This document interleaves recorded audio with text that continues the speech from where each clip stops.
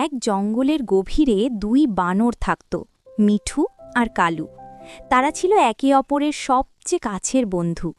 সারা দিন একসাথে গাছে গাছে দোল খেত, পাকা কলা খুঁজে বের করত, আর সন্ধ্যায় বড় বটগাছের ডালে বসে সূর্যাস্ত দেখত। একদিন ভয়ঙ্কর ঝড় এলো। আকাশ কালো হয়ে গেল, বজ্রপাত আর ঝড়ো হাওয়ায় গাছগুলো কাঁপতে লাগল। সেই ঝড়ে কালু আহত হয়ে নিচে পড়ে গেল। মিঠু ভয়ে কাঁপছিল, কিন্তু বন্ধুকে ফেলে পালালো না। সে নিচে নেমে কালুর পাশে বসে রইল সারা রাত।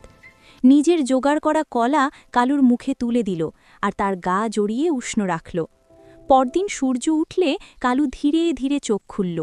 দুর্বল কণ্ঠে বলল, তুই না থাকলে আমি বাঁচতাম না। মিঠুর চোখে জল এসে গেল। সে হাসতে হাসতে বলল, বন্ধু মানে শুধু খেলাধুলা না, বন্ধু মানে পাশে থাকা। এক জঙ্গলের গভীরে দুই বানর থাকত, মিঠু আর কালু।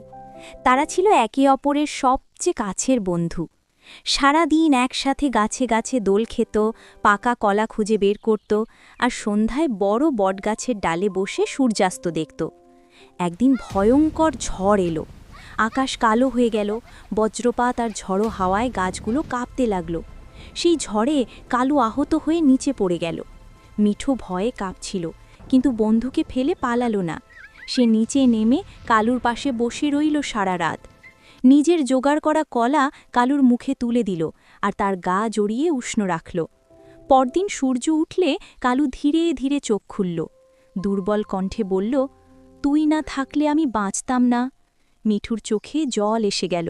সে হাসতে হাসতে বলল, বন্ধু মানে শুধু খেলাধুলা না, বন্ধু মানে পাশে থাকা।